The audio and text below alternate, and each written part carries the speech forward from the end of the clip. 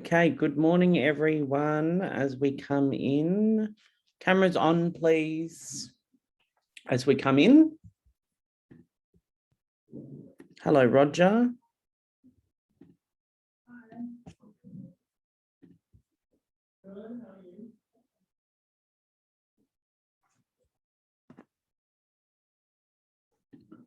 Okay, now that mute.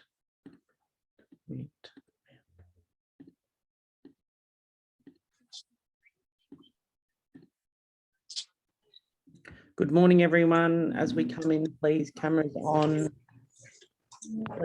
Cameras on. Good morning, everyone.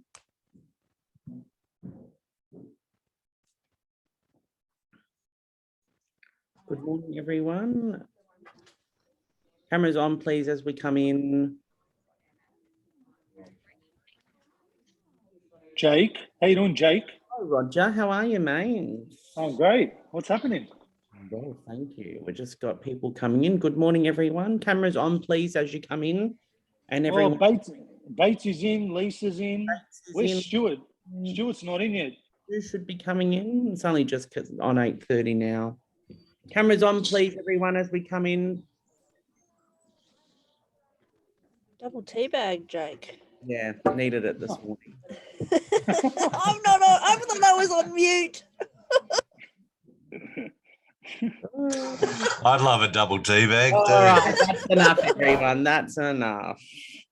Cameras on, please, everyone, as we come in. Cameras on.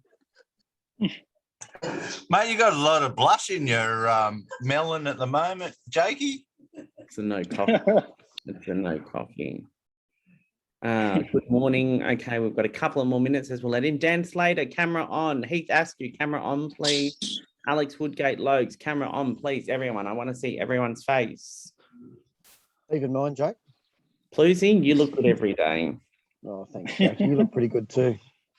Sorry, Even when you're Roger, I blushing. won't have my camera on today. Have hers on. Hi, Lisa. How you doing? Yeah, good, thank you. Okay. I don't look very Alex, good, can you turn yours with my off? camera on. All right, everyone on mute, please. Plusy on mute. Okay, we've got a couple more people coming in. Give me a moment.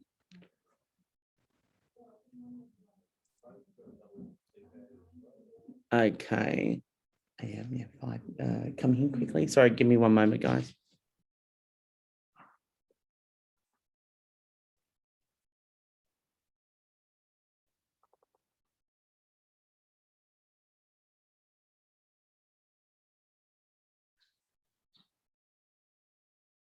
All right, everyone, let's kick it off. We're 8:33. Good morning, everyone. Thank you for coming in. We've got a couple of stragglers coming in last minute. Thank you, Roger. Good morning. How are you? I'm well, Jake. Thanks for having me today. Thanks for coming in. Thank you very much.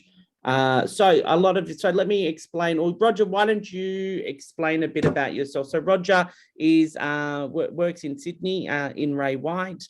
Yep. I've known Roger for a long time. He was also on the same conference that Greg and Lisa and myself were on.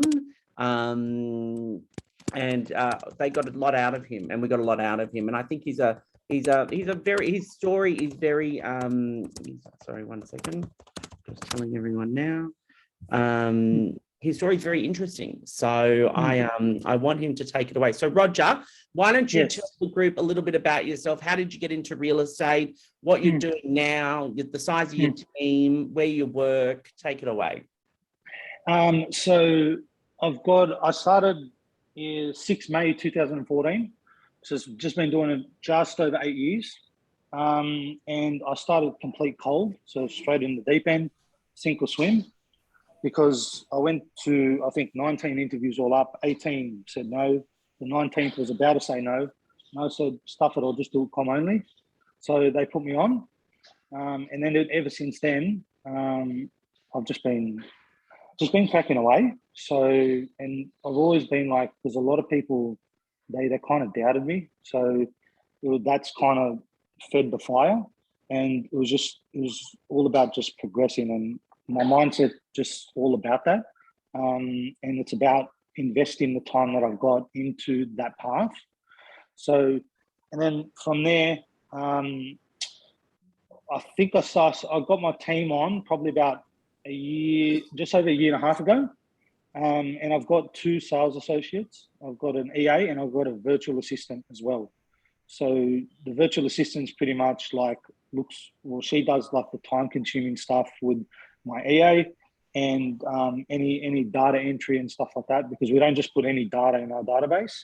So, and I've got my sales associates, they pretty much do everything a junior agent does. They're on time, they're in the office at 7:25. We sit down 20 minutes and I'm on the phones by like 7:45, 7:50. And then we work all day and then appointments at the end of the day.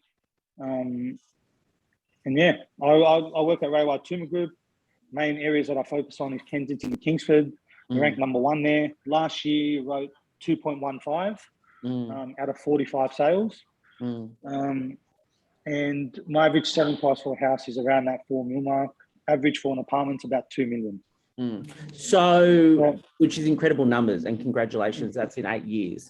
So I think that your story is really interesting, that, you know, you pretty much, and Kylie Walsh also talks about this story as well. For the guys, they all know Kylie. So you knocked on pretty much 18 doors to get a job, and they all said no. And then you knocked on Di Jones with Kylie, and you basically said, I'm not leaving until you give me a job, right? Yeah, that's right. Talk to me what the grind was like for the first couple of years, because I remember it. I remember when you got into it. Yeah, all I was thinking about was the first thing was like, I thought about, okay, every agent usually starts at 9, finishes at 5, right? So I was always in the office around 6 o'clock, and I'd always be leaving the office about 10, 11 p.m. And the way I thought about it was that, you know, if their day and their experience of getting on their day is from 9 to 5, and I start from 6 and I finish later, I'm doing double the amount of time they're doing in that one day. So my 3 years turns into 6 years of experience. So that's how I thought about it. And I still think about it the same way now. Like, I don't have a start time and I don't have a finish time. It's purely, I get my task done and I'm done for the day. There's no real time for me on. Now everyone's different, obviously, you know, but for me, because I don't got major commitments, it's just purely just progression. That's all I want to focus on. And that's my mindset around literally everything. It's about not wasting time, right? Like, it's about getting as much as you can in that time. So it's not just about working the long hours, it's how effective are you in those hours. And that plays a big role. Like, I love door knocking. I know the first 3 years, every year I went through 8 pairs of shoes. So it just, and I was just door knocking. Now I go door knocking, my people already know. They just go, hey, Rog, what's going on? And you talk and it starts a conversation. It's built a reputation in my area that, you know, if someone wants someone that works hard, they know they can call me. Someone wants a price, they got my number, they'll call me. You know, the only ones that I don't get, literally, are ones where there's extremely strong relationships with other agents, or people like lowballing. That's probably about 25% of what I miss. It's the lowball factor. But other than that, I'll secure pretty much everything else. So you focus on an area, right? And you pretty much from the start of your career, you said, I didn't get a client list. So like, a client list was given to me. I said, where do these people live? They wouldn't tell me. I said, I don't want them. So I printed off 2 maps, Kensington and Kingsford, and I worked street by street on each of those maps. And what I did there was I cold called every single street. The people that I didn't have their numbers, that's the ones I door knocked, right? The people that didn't answer that I cold called, they're the ones I door knocked as well, right? And I still do that now. Like, I still go door knocking. I'm more targeted. So when I do my calls, it's more, the conversations are based around what leads I can get from the person that I'm calling first, and then I'll back up to their situation. And then whatever leads I get out of them, they're the ones that I've got to chase as well. Right. Okay. So talk to me, even now you're door knocking, which is interesting. I find that interesting because, you know, someone at your level, you know, now you wouldn't think that you'd have to go door knocking. So why are you still going door knocking? Well, I think what people do is they start getting complacent. So what happens is they, you know, the thing that got you to where you are is the basics you did when you first started, right? So not doing those things kind of stops the compound effect of those things. So what happens is if you stop those things because you're getting too busy or whatever, then all you're doing is losing progress moving forward with the amount of business coming in. So the mindset's got to be around like you've got to continually be doing the basic tasks, which is, you know, calling, door knocking, any prospecting way of getting a listing, including letterbox drops and stuff like that. Now I've got people that drop my letters. So I blanket drop every time I sell a property. I do a monthly letter that shows the properties I sold in that month in the area. And then I've got my details on it. It's got my sold listings on it. It's got, you know, my number, everything. So that goes out every month. Now we're about to put out an end of financial year booklet where it's got all my sales for the end of financial year, the stats at the back, the awards that I've won, chairman's elite, the first ranked first for Kensington, the Rate My Agent award. So it's like an A5 booklet. So I've got 10,000 of those dropping. They just started today. So it shows the amount of volume that we do and the types of properties we sell and the price points. So they can see that we can cater anywhere between the upper level properties to the lower level properties. So the guys up here focus on patches as well. Yes. Family are on patches. Yes. So talk to me, what is your patch, so to speak, getting every month from you? Yeah, so how many times are they getting something from you? So Kensington and Kingsford pretty much get something every week. Right. So, you know, sold, just listed, my letters are being dropped like religiously. Okay. So, and then every month on top of that, they get the last month's performance for the area on what's sold. And like I'll send you a letter, I'll send you a template so you can see what it is. Please. And then that way you'll see how it's kind of laid out and what it looks like. And it's just the sales that sell in the last month there. And I do that every month. So that's 12 a year. Every mid-year, I do end of financial year, end of calendar year booklet. So now the end of financial year is going out. End of the year, I'll do end of calendar year. And now listing for Jan, Feb. Now listing for the new year. Now my end of financial year booklet has on the front of it now listing for spring. Because it'll get dropped now, right? So spring's soon. So they'll know they can call us in and I've got the results with the credibility there to call us back. And then end of the year, I also do calendars. So I got DL size calendars, magnets on the back as well. So I dropped 10,000 of those as well. And then, yeah, every week they're getting something from them. And do you find that helps with you? Do you find that helps you?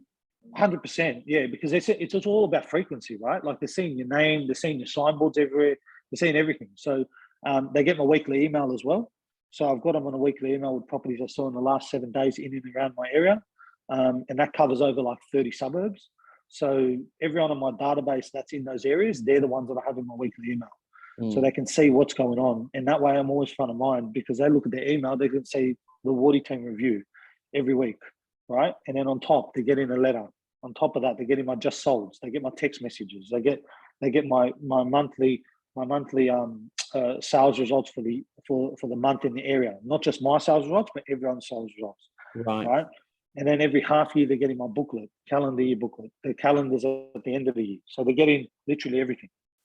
Right. Even the RBA rate. So every first Tuesday of every month, right? I've got an active pipe email set up where I post on social media the RBA rate that comes out straight away. So 2:30, I've got a calendar reminder for my EA. She'll know the second 2:30 hits. She goes on the site. She finds out what the rate is. We prepare a social post. We're first out to put it out. Then we send an email straight away the second it comes out. So so it goes out to my whole database and the Wardy team dash RBA rate decision has come in, and that's it. They'll open it because now that's an important topic. So everyone's going to want to open it and see what it's moved to, right? Because it's going to affect their buying power, their borrowing power. It's going to affect everything. It's about being relevant. Absolutely. But it also seems to be speed to market for you is very quick. You're very quick with speed to market. 100%. That's urgency is the key here. If you delay, you're letting the competitor get ahead of you, which you can't have. You got to be the one that's doing that. Don't worry about that. Doesn't matter if someone takes a week to do it. Let them do it a week. In a week, you're snoozing and you're losing, right? You want to be first in. my emails, my weekly emails go out on the Saturday afternoon. Every other agent is doing it on the Monday. People on Saturday afternoon and Sunday read my emails all the time. I've got people emailing me saying, put me on the Wardy weekly review. They email me and say, put me on this. I forward it to my EA. She enters them in the database. Do you know what I mean? So Yeah. like that, it's the reason why they like that review, and it's not to sound arrogant, it's because it's selfless. There's nothing in there that says, hey, listen, I'm the best, you got to use me. It says, it's literally all the details in there are all the sales I sell in that area, not just mine. The links to all those sales are there as well. It gives you the configuration, it gives you what it sells for, the date, the day, what it is, the house or apartment it sells for. And then they actually can see that information, and it covers the whole market. It doesn't just cover what I do. And then at the end, you've got my picture there, and they can call me if they want. You know what I mean? Absolutely. It's Yeah. really good stuff. I know that Yeah. Greg has a question from obviously Greg Yeah. being 3 days away with you. Yeah. He was very impressed. Greggy? Hey, Rog, how are you, buddy? Hey, Batesy, I'm good, mate. How are That's you? good. Yeah, really good, Yeah. mate. Hey, buddy, I'm in awe of your discipline and your motivation. And Yeah. you said earlier that you have a fuel that feeds your fire. Can you talk to us a bit about that? Yeah, so like, see, I always get people like, when I first started, it was for me, it was like, you know, this bloke was saying, oh, this guy's going to fail, this guy's going to do this guy's going to do that. And in my mind, I'm just like, oh, you know, I don't like to talk. I just like to demonstrate. So if someone says that to me, that's it. That's when like I'll triple down, and then I'll go, okay, that's it. In time, they're going to know what they said. And then they might not say nothing, but they'll definitely feel it, you know, because now I'm going to be chewing into their pockets. If they're in my area, selling in my area, I'm just going to hunt everything they've got. I've got a list of literally agents I don't like, and they're the ones I hunt because of when I started, what they said, you know. So I just and I continually do it. I get like 3-4 complaints a week, but that's my KPI, so I don't care, you know. No one takes that. Well done, Rod. Hey, buddy, another bit. thing, mate, your transformation. Talk to the guys about your transformation, mate, when you first started. So when I first started, I was much heavier, and now I'm back on my weight loss journey. I've got to drop another 40 kg. But when I first started, I was 245 kilos, which is like a big weight. Like, so I ended up getting down to my lightest, which was 127. Now I'm back up to 159, which I was 171, but now I'm 159 because I'm on the way back down. Because I had a few complications with an operation I did, which kind of it put me in a position where I couldn't train or couldn't eat right. But my diet's on point right now. So the last few weeks we've been tweaking my diet to see what works, what doesn't. Yesterday was my weigh-in. I weighed in yesterday, and I weigh in every Wednesday. So from the week before, so in 1 week I dropped 2.6. So now I've worked out exactly the diet that I need to be eating and what I should be eating, when I should be eating, and now I just got to continue that same process. So identifying what works for you and continuing doing it, and you can apply that same method to literally everything. Well done, mate. That's extremely key. Yeah. That's perfect, buddy. And mate, you're the only man that like you were talking to me about the rewards that you set for yourself. Can you talk to the guys about that as well? Yeah. So like when I set a target, if I hit my target, I'll reward myself. And me, I love my watches, right? So for me, my watches are a thing for me that like if I've earned it, I've earned it. So and that's something that I look forward to. But say for example, I set a target of 2.2 million, and I got 2.195. I won't reward myself because I didn't hit my target, and you can't, because if you do that, what you're doing is you're teaching your brain and you're teaching your mindset that it's okay not to hit your target. It's like with training. I'll give you an example. Last year, I missed one day. Last week, I missed 1 day of training because I went away. Okay, and I go, no, I'm not missing that session. I don't care what it is. I'm going to fit it in. All right. Monday that just passed, I did a session in the morning, and I booked in that session at night time. And then the next morning, I had another session. Right. So I don't miss that session, because if I did, then I'm teaching my brain that it's okay not to go to that session. And then moving forward, you're fucked because you start going down. You start going, okay, you miss one session, then you miss two, then three, and you finish. So that's the same thing with business too, right? Like if you miss one day of prospecting or you miss this, you're going to think it's okay to miss another day. And it's everything is behavior. Whatever you apply your behavior to, it's going to affect that same way. So if you continually teach your brain that it's okay to miss stuff, then all you're going to do is miss stuff. If you continue to teach your brain it's not okay, then you continually do it and you can continually keep progressing forward. And you can't allow your competitor to work more than you or invest more time in this game than you, because if you do that, then that's an extra hour they've got on top of you that you can't get back. You know, which is important. Incredible. And well done on your weight loss journey, mate. That's incredible. Thanks, Dave.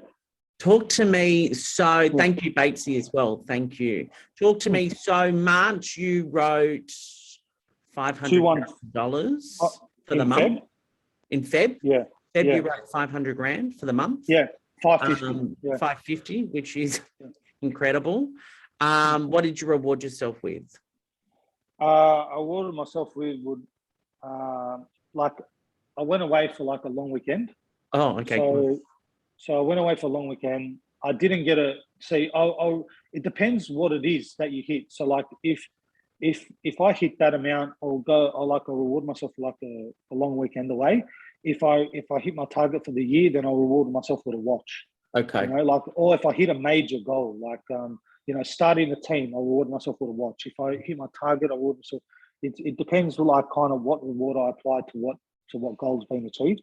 Yeah. So the lower the reward, the lower the goal, the lower the reward. So it's what I can't kind of measure it up. So as we come in towards the end of the session, as the market's starting to turn, yes. You can see it in Sydney. We're starting to feel it up here. What are you doing differently, and what is the team doing differently now for you to move stock?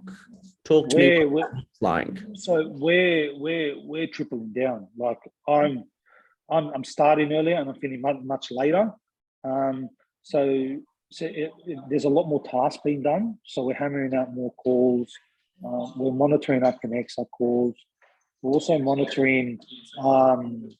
We're monitoring literally everything we're doing in terms of tasks. So in terms of prospecting, we're doing a lot more cold data now because we've been through and exhausted the database. We just hammered through it. We're continually updating our hot buys list. So, and you've got to be onto them every 2-3 days, like because buyers are dropping off. I know my hot buys list dropped from 90 to like fucking 30. You know, like 60 people just dropped off. They don't want to buy no more. You know, so. And what we're doing at the minute, any property that we're sitting with, like we always go into conservative. So the thing is, we're showing the client. I've actually prepared a couple of templates recently because there's a lot of people still buying listings. Like they're going in low and they're telling high prices and all that. And what they're doing, they're getting the business right. And yeah, they will sell the property, but they're telling the owner 5 million and they're selling it at 4.1. Now the taste in the owner's mouth after that is not good. Okay, so what we're doing, we're setting up a template of our sales compared to our competitor, and the differences in those sales. Mm-hmm. So the list price, the buyer's guide, what it sold for, what the buyer's budget was, and how much the other agent undersold it by, right? And how much we oversold their budget by, right? So two sides to it, to show that on listing that one, our ability. And two, that whatever's been said on the listing, it should be based on selling ability, not actually what they're overinflating or the lowering of comp for them to go with them. I've also got another sheet as well, which I've put together, which is, it's a one-pager. So I've got 9 sales on there. So all those 9 sales, they were previously with other agents. And what I've got on that as well is like the property that I sold, what it sold for, how it sold, how long we had to sell it, how long it took us to sell it, and the price the previous agent got and how long he was on the market for, and the difference in price point.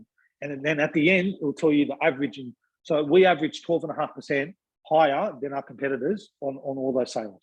Right. In a monetary value, that's 404,000. Right. So like to a client, they're going to go, fuck. Like this guy's negotiations like this, but that one pager also shows them that even if another agent stuffs up the sale, you're capable of getting it done at a higher price point. Wow. Understand? So like to them, they're blown away. So they're like, because in this market, anyone can sell a property or can sell itself, right? But the idea is to show the client how you can handle a challenging property and your ability to handle challenging properties, right? Because not many people have experience on handling challenging properties. So that plays a big role, right? Like people muscle up, oh yeah, look at me, like I sold this, you know? But you can't, how do you handle a challenging sale? Not every property is going to be easy. There's properties that are on main roads. There's properties that are smaller blocks. There's properties that are dog leg. Like you got to work out. You got to show them that you've got the ability to handle that. Because whichever way this goes, anything goes pear shaped, you can accommodate that, and they can be safe knowing that you can handle that job, and not thinking that they need someone else. So social Plays a big role. social 100%. proof and 100%. examples, case studies when you're Demonstration. in appointments. 100%. Even like I even leave the listing presentation and say, look, a lot of agents don't usually do this, but if you need a list of my clients that you can call, give them a call and work out and find out how I handled their challenging sale, and ask them like what they felt during that process. You know, because a lot of agents won't give their number to that owner because their sales are rubbish, so the owner's not happy with them. You know, so you giving that shows the intent that, you know what, you can go call them. It doesn't matter. You call them, ask them what you want. You're going to find out that I actually don't do anything wrong, and it's all on par with what they're after. You know. Yeah, no, great idea. Great idea. Two last questions. So, Rog, your best piece of advice you were given when you entered the industry? Just go. Just go and don't stop. You know, like just don't stop. Which I think that you took literally. Yeah. When we got to when Greg, Lisa, and Stu and I got down to Tamworth, it was a Sunday afternoon, Greg, and Roger was doing his callbacks, guys, you know, because he knew that he was going to be in session all Monday, so he was out doing his callbacks and speaking to buyers, and he's speaking to his own buyers, guys. He is speaking to the buyers. Secondly, Rog, if you were coming up here, let's say you did a tree change or a sea change and you were coming to Port Macquarie, what would you do? What would you do to start getting listings up here? I'd print off a map, and then I'd mark out each house that I've got the details of, and my ultimate goal is to get every single piece of data in that patch. I don't care how I do it, but it's going to happen. So I'll mark out a patch, and I'll work from house 1 to house 1,000, and I'll get every piece of data. Because if I've got no direct connection to that owner, they're not going to know what I'm saying. There's no message going to them, and there's nothing being front of mind, right? I'll set up a database, and I'll door knock, I'll cold call, I'll literally do everything. I won't be a robot. Like I'll speak to them in a way like I'm speaking to you. Like it's coming across genuine. It's not. There's no fluff with me. You know, like I'm not trying to be perfect, because no one's perfect. Everyone knows that. So if you try to be perfect to a client, they're going to go, "Fuck, what are you hiding?" You know, like you need to come across in a way where you're kind of like, you got to feel the conversation. Every conversation I have is all about feel. And the way I look at it is like this: you have a conversation, it's like a tug of war, right? Like they drag you over to their side, like they don't want to do something. Your goal by the end of that call is to have them on your side. That's the goal, whichever way you look at it. Because then by the next conversation you have, you're slowly progressing it. Very good analogy. Very good analogy. Okay, guys, as we wrap up, does anyone have any questions for Rog? Lisa says you're a legend, Rog. So good to see you. Thanks, likewise. Anyone questions as we wrap up? No? I do, Rog. Yes. What do you do to keep your energy levels? I mean, I know you work pretty much 7 days a week, but how do you reserve your energy levels? So when I started, I'm back into training, and I take my vitamins in the morning. So this is what I do. I sleep at like probably around 9:30, 10. So that's the time that I want to sleep at. I wake up at 5 a.m. I'm in the gym at 5:15. I finish there, I come home, I have a sauna, I get out, shower, I I have my tea, then I literally come to the office. I'm at the office by probably about like 10 to 7 or 10 past 7. My sales associates are here just before 7:25. We sit down for a meeting, so they know what they're going to do. My EA's in by 7:45. I have a brief chat with her for about 5 minutes. I'm on the phones by 7:50. So, what I know that's helped with that is one, diet. So diet is a big role in your energy. The vitamins I take in the morning, and vitamins I take at night before I sleep. So you want to actually have a proper sleep. So you need to take the vitamins to make sure that you get the proper rest. So then when you wake up, you're full of energy. Like I know I could go to sleep tonight and I can wake up and I'll go, okay, I know I'm not going to feel like I don't want to do anything. I'm going to get up and I'm going to go, shit, where's the next opportunity, and just keep moving from there. Yeah. But it's all about your diet and what you put in. Like you put bad, it's like you're on a car, but you put in like gas, like it doesn't work, like it's not going to work. You want to put in the right fuel in the body, which is gonna help you with your energy moving forward. And you want to kind of like you want to kind of sleep right. You want to get the right amount of sleep. Like you've got to monitor your body. Everyone's body is different, So you've got to tweak a few things. You've got to see how you feel, and then if you feel good with this, doing it that way, then you need to focus on that. That's what you need to hone in on. So you got to continually do that to feel good or to feel energetic. That plays a big role. Absolutely. Thanks, Thank Rod. you. Any other questions from anyone? No? Good. Rog, thank you. Yes. When are you coming? Thanks for having me. I don't know. I might be up this week, actually. Next time We'll you're see. up, I'm going to get you in person. Roger loves Crescent Hill, everyone. Yeah. Yeah, Crescent's good. Back beach. Fantastic. Thank you, Rog. Have a great day. I'll Thank let you. you get back to it. Thank you very Cheers. much, guys. See you. Bye.